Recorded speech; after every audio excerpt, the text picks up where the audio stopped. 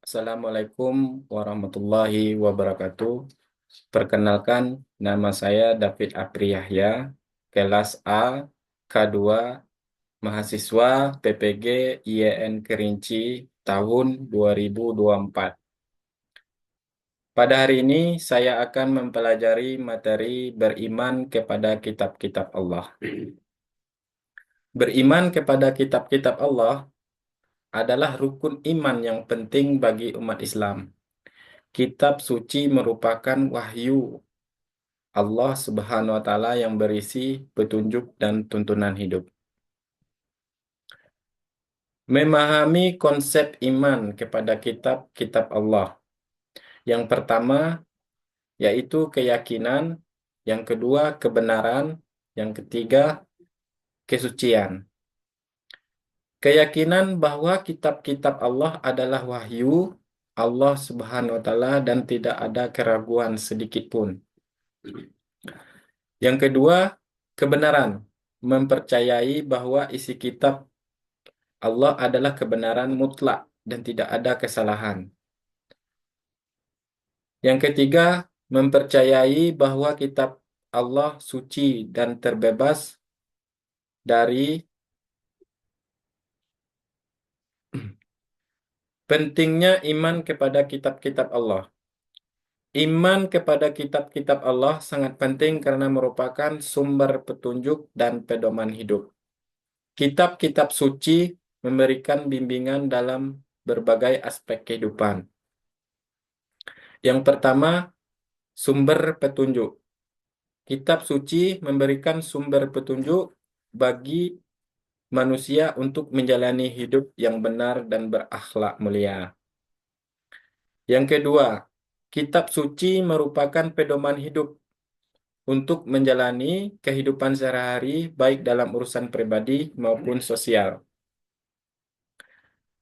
Yang ketiga, mengamalkan ajaran kitab suci yaitu membawa keberkahan atau kesejahteraan bagi umat dan masyarakat.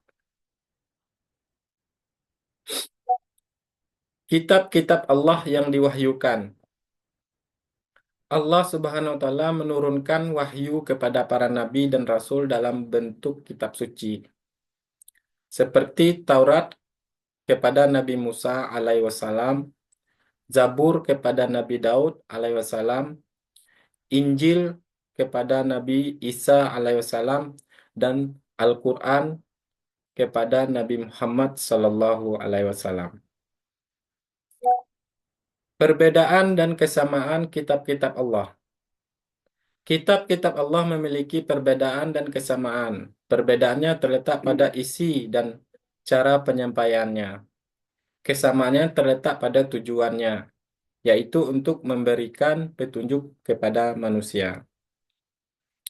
Poin yang pertama yaitu tentang tujuan, menuntun manusia ke jalan yang benar.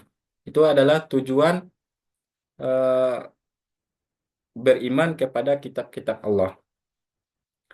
Yang kedua, isi, berbeda sesuai dengan zaman dan kebutuhan manusia.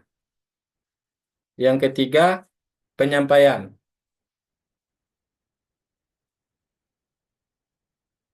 Mempelajari dan mengamalkan kitab Allah adalah suatu untuk meraih manfaat dari kitab-kitab Allah, kita harus mempelajari dan mengamalkan ajarannya. Mempelajari isi kitab suci dengan sungguh-sungguh. Yang kedua, merenungkan makna dan hikmah di balik sesungguhnya. Yang ketiga, mengamalkan. Mengamalkan atau menerapkan ajaran kitab suci dalam kehidupan sehari-hari.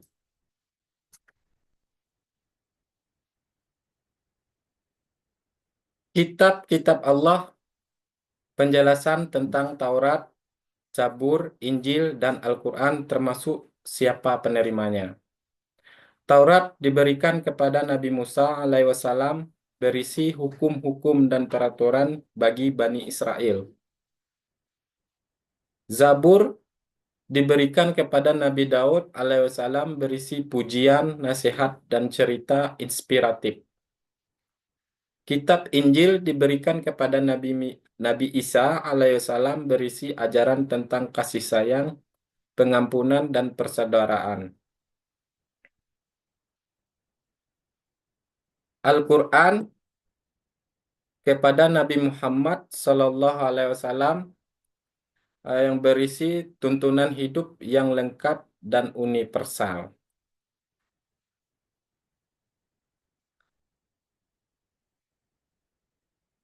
Capaian pembelajaran bagi peserta didik. Peserta didik mampu mengetahui pengertian iman kepada kitab Allah, nama-nama kitab Allah, dan Rasul penerimanya.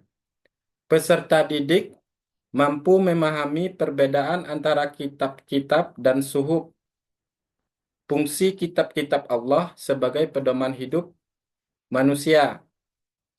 Pentingnya beriman kepada kitab-kitab Allah.